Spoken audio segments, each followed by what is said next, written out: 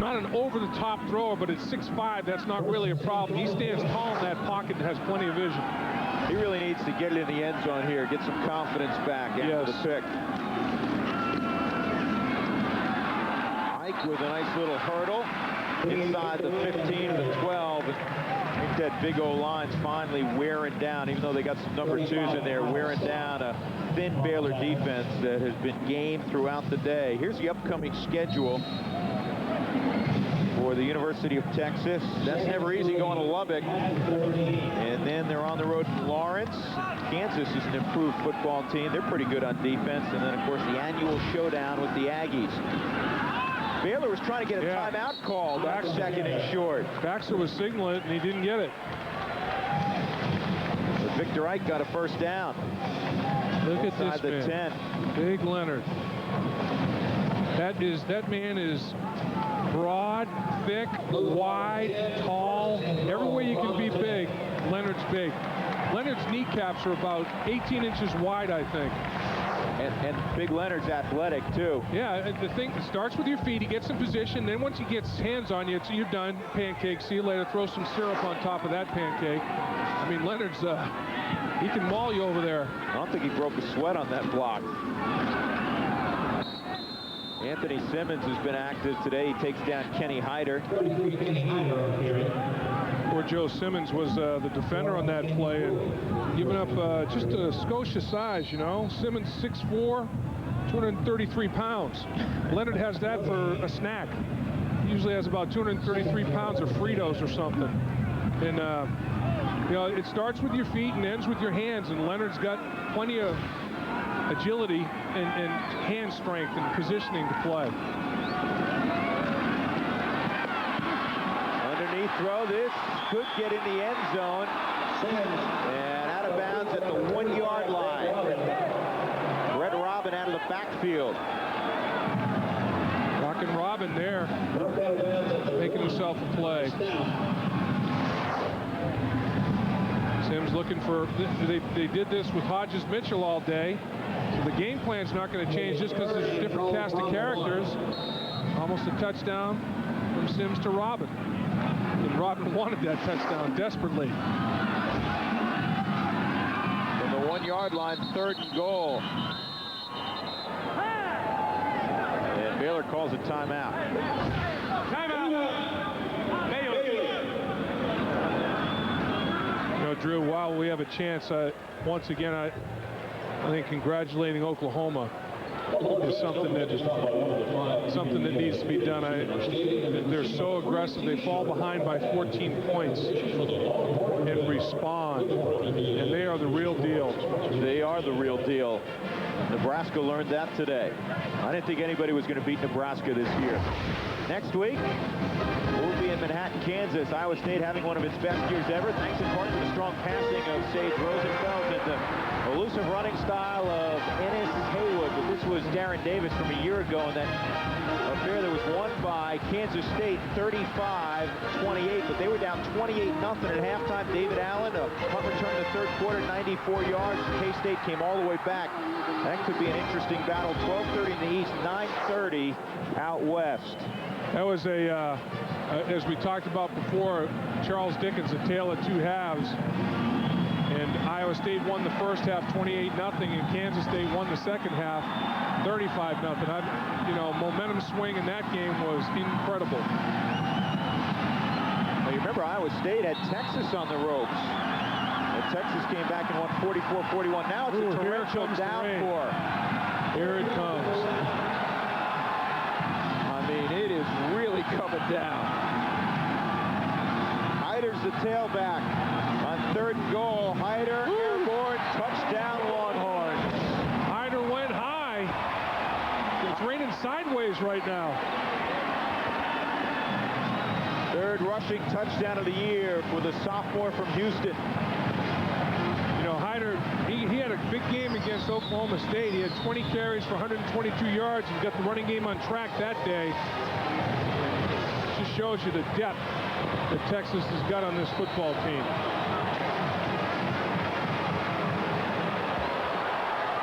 And most of the depth as we have documented, are freshmen and sophomores. That's scary. It is.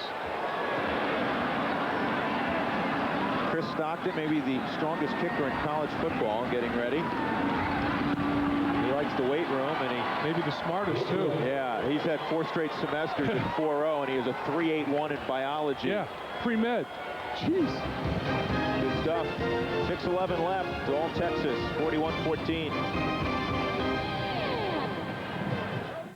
For years, people have looked at ways to get more out of the football experience. They've tried extra-wide stadium snacks. Hey, hands off! Extra-wide restroom facilities. Hey. Ooh, nice shoes. Finally, extra-wide binoculars from Bushnell, with a field of view that's twice as wide as most regular binoculars. Fans can enjoy football twice as much as before. Bushnell extra-wide binoculars. Extra wide for extra fun. Keep your eyes on the road there, huh, pal?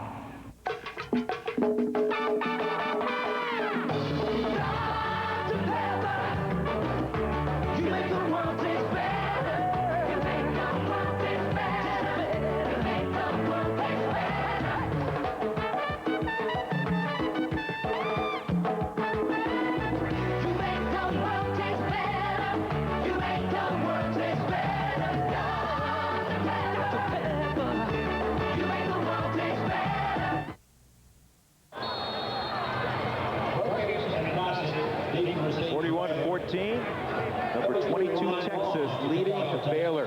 One of the things Mac Brown was telling his team this week, he says, hey, last 16 times we've played Baylor, they've won 7 times. So right. This isn't a gimme. Elijah Perkins inside the 10. And Bo Trahan, as he frequently does, makes the tackle on special teams.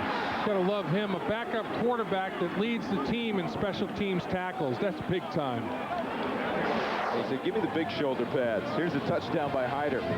Look at Hyder get elevation up and over. You know, as defensive linemen Root, Hogg, and Burrow, a lot of times you go over the top, and if a linebacker doesn't meet you in midair, it's an easy scenario. It's got to feel good for Hyder, who lost the football going into the end zone last week against Missouri. Right. Took a helmet right on the football. Kerry Dixon still the quarterback. Dixon gets it away, and Reggie Newhouse makes the catch right on the sideline. Great grab by Newhouse, and out to the 46-yard line. Quentin Jammer saying, how in the world did he make that catch? And Ahmad Brooks was in coverage and couldn't make the play. The play action fake was very clever. Little underneath fake handoff on the counter action, and he got smoked after he threw the football, showing courage in the pocket. Brooks can't make the tackle. Newhouse makes another almost miss and then finished off. Brown couldn't bring him down one-on-one either. They have 9 completions.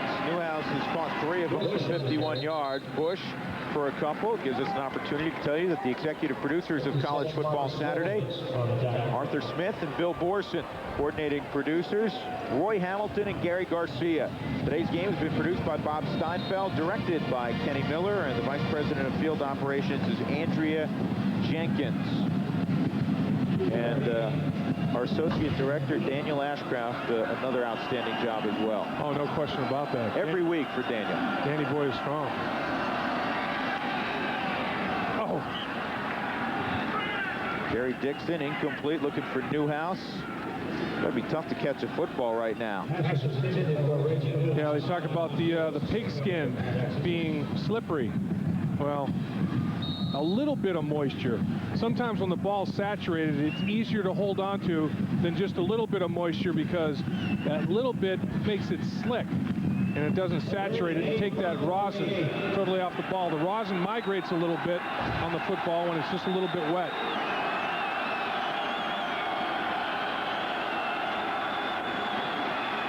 Dixon, a little bit low, and it'll be 4th down. Looking for Robert Quiroga. And this is where a quarterback with a big hand comes into play. Harder to control the football in this type of weather condition if you don't have a very big hand. We got to check in on Jim Knox, make sure he's still down on the field. Doesn't Look have at an him. umbrella. Look at Noxie. I think I'm holding up nice, Drew. Hey, without an umbrella, not bad. Noxie, a little wet. Noxie, I got some shampoo and soap for you, buddy. I'm ready for it. I tell you what, the field is taking a beating, but it's in pretty good shape right now. You can tell in the middle it's a little torn up, but this is one of the best fields in the country. They do an outstanding job here. Could be a little rough finishing the game. They went to grass in '96. They replaced it last year. Field looks great, and even Noxie's hair looks good. It's amazing. He's got the Jimmy Johnson look. You can't mess that hair up. No, you can't. You really can't. Hey, it's a little wet, though. He's definitely got the wet look. Let's take a look at our BMW game summary. 4:43 left. Texas taking over, leading 41-14. Major Applewhite below 50%, which he's generally not. 18 of 42, but close to 300 yards, 2 more touchdowns. So 8 touchdowns in the air the last 3 weeks for Applewhite. He now owns 41 school records. B.J. Johnson, a freshman record, 9 catches today, 162 yards. So Roy Williams took a back seat today to fellow freshman B.J. Johnson. And the defense, four turnovers, 4 takeaways, and 4 sacks. They dominated. Victor Ike on the delay. Say hello to John Garrett. You know, I do have to credit the Baylor Bear defense, though, still out there playing hard. And you saw, Drew, that Major Applewhite attempted 42 passes. Chris Sims is still throwing the football a little bit. Baylor loaded up the box and made Greg Davis get away from the running game. He wanted to run the ball a heck of a lot more times than he did today, but Baylor's defense, why beat your head against the wall? They loaded the box up, and even when throwing, they couldn't complete a high percentage. So you have to say that Baylor's defense held up their end of the bargain pretty darn well today. I'd agree with you. And if Baylor can get some semblance of an offense next year, they're good enough defensively to win. Yep. Some more fingertip push-ups. I don't know, Baxter might have gotten a hand in there, though. That may be a little unfair, but they're calling interference on Baxter, so he definitely got there early. Sloan Thomas, the intended target. They're calling a hold rather than interference, so it's only a 5-yard penalty. This game's closing in on 4 hours. Holding. Defense. 10-yard penalty. Automatic first down. So they basically saved 5 yards. The hold rather than the interference on Baxter. But Baxter's, we talked about him earlier. He hasn't done anything to hurt his status in the draft, I don't think, today. He's made some plays.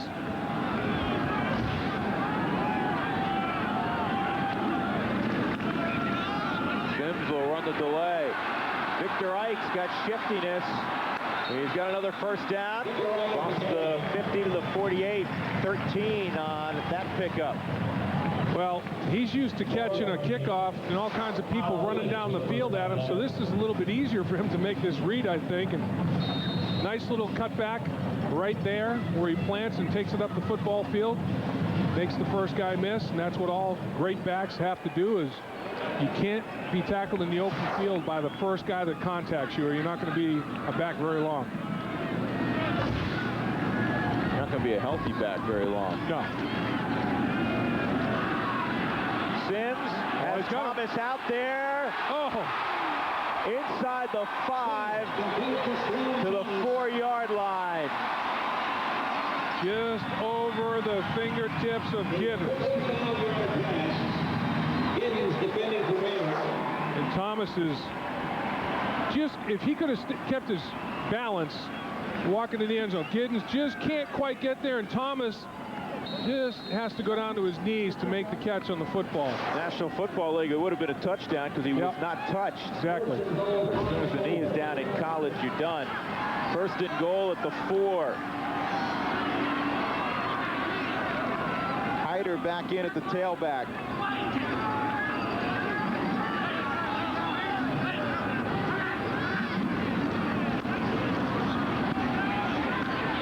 Chris Sims wide of Courtney Garcia. Second and goal. You look at Chris Sims, his physical stature, his athletic ability. Another guy that's going to be making a lot of money at some point in time. And he's going to be an exceptionally high draft choice, even if he never breaks Major Applewhite's records that he continues to set week after week. Chris Sims is the bloodlines, the potential. NFL teams are going to be fighting for an opportunity to draft this kid.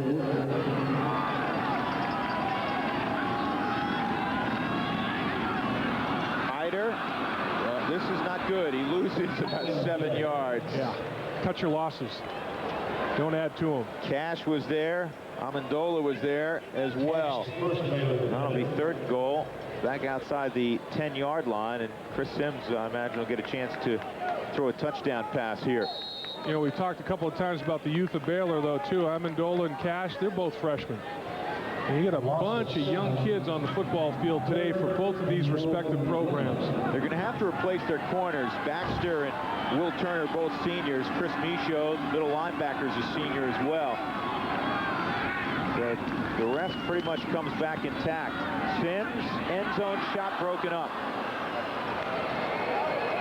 Nice break on the football right there. Tipping it away is Stout. Yeah, Kyle Stout. Well, the fans want Mack Brown to go for it on 4th down. You know, and you almost do. If you kick a field goal, it's probably rubbing it in more than if you're saying to Baylor, if you can stop us, no more points go on the board. If we line up and kick a field goal, I'm rubbing your face in a little bit. So I think Mack Brown's doing the right thing here. And Mack Brown has great respect for his good friend Kevin Steele, and that's the last thing he'd want to do. So they'll go 4th and goal. And they call timeout, does Texas. They didn't. Timeout was signaled on the perimeter at the receiver position by Garcia. Timeout. Texas. Have a score from College Station early, 6-0. The Aggies leading Kansas State. There's Chance Mock, and we talked about whether or not Chris Sims would redshirt, and I have to believe he will. Right. And the other thing that it will enable Texas to do and Mack Brown is get Chance Mock, who well thought of, highly thought of freshman quarterback. He can be the backup next year, perhaps. Get snaps. Get some snaps, get some experience, and then he becomes Chris Sims' backup for a couple years. Maybe he figures a red shirt in there, and you get 2 years each out of highly recruited quarterbacks. Right. That makes total sense.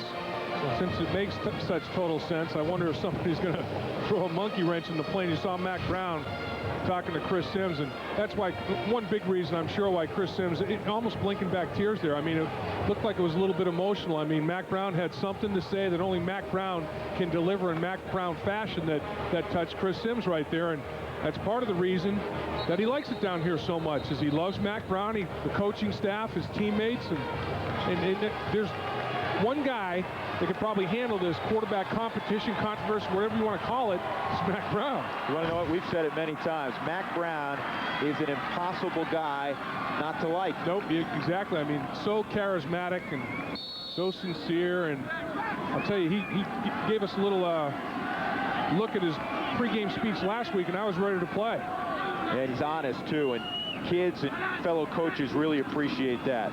They're going to run it here, and into the end zone goes Victor Ike, and I guarantee you that is why Mack Brown put his arms around Chris Sims. Chris Sims probably wanted to throw the football, and he said, you know, I'm not going to do that to Kevin Steele. We're going to keep it on the ground. And lo and behold, they get it in the end zone anyhow. And Corey Bradford, the big lineman, had a block that was unbelievable. Corey Bradford just paved the way. Watch this block right here. Watch him come, and watch this. Boom, see ya. That's Michaud.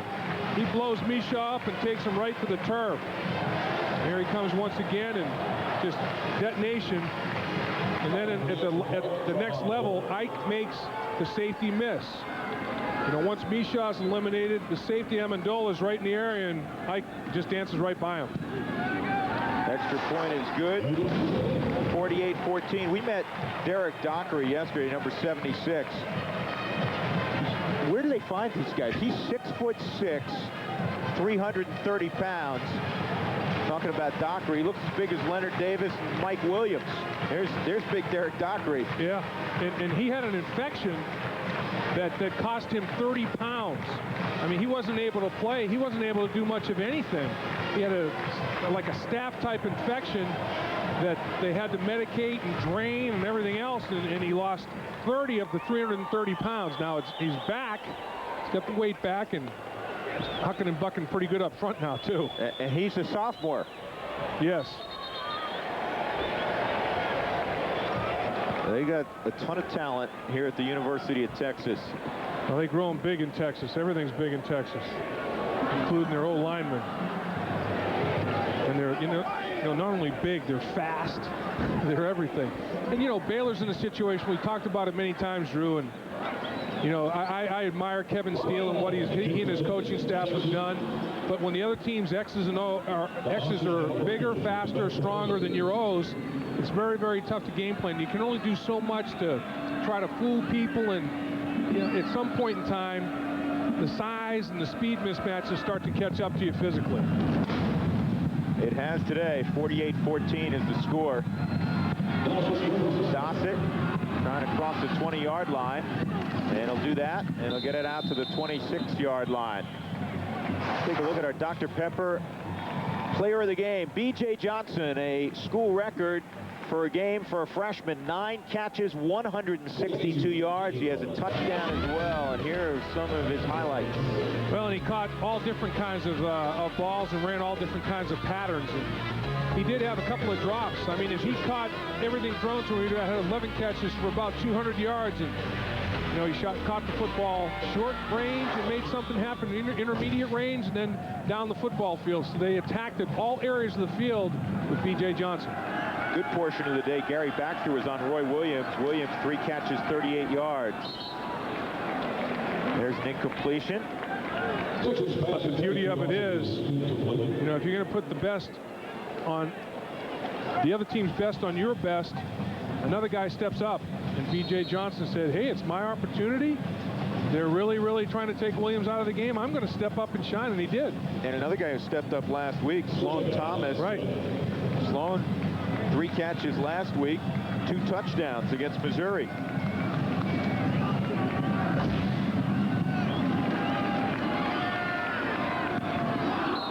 They have a number of verbal commitments already for next year's class.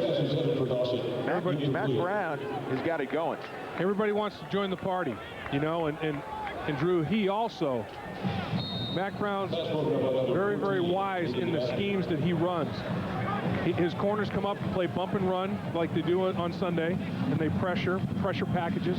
Offensively, he throws the football. He's getting quarterbacks and receivers, and so his system, his scheme attracts players as well as his personality.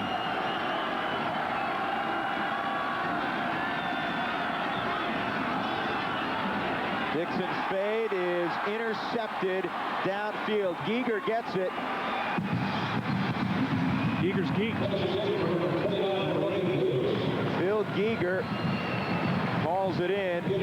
Another interception for Texas, and with 1:38 left, they can put a knee down a couple of times and head off to the dressing room with a 6-2 slate. 48-14 they lead. Tommy Frazier.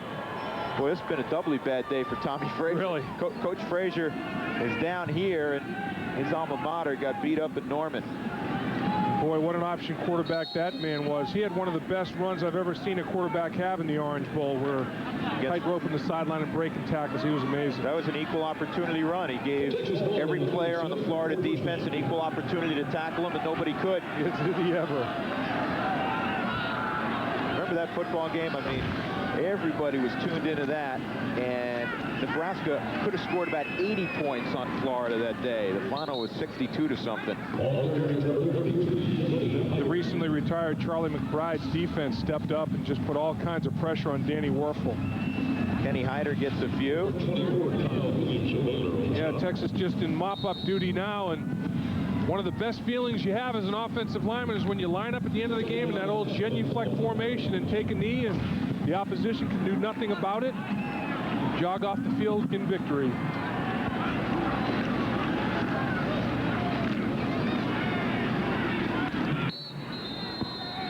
Another couple of yards, and Texas needs to snap it just 1 or 2 more times, and the Longhorns will move on. A chance, perhaps, to go 9-2 if they can take care of business, but next week, tough game in Lubbock, and of course A&M still to come, and they have to travel to Lawrence, Kansas. So 3 pretty good football teams left on the regular season schedule for Mac Brown.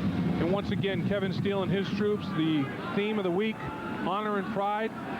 Baylor teams get plenty of pride, and they played with honor today. They gave it everything they had. Yeah, there's no question about that. And they're still bringing people. 6 players to the ball carrier on that particular play, led by Derek Cash. He's got a lot of hungry guys, and if you have guys that want to play, you'll eventually win. That'll be the final snap. Texas improves to 6-2. They beat the Baylor Bears 48-14. Strong game for Major Applewhite as he sets a couple of more records. Plan to join us next Saturday at 12:30 in the East, 9:30 out west for an next Big 12 football telecast. 10th-ranked Kansas State in Manhattan taking on Iowa State.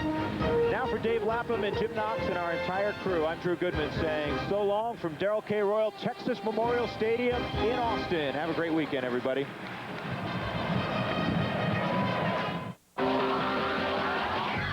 Dr. Pepper, you made the world taste better.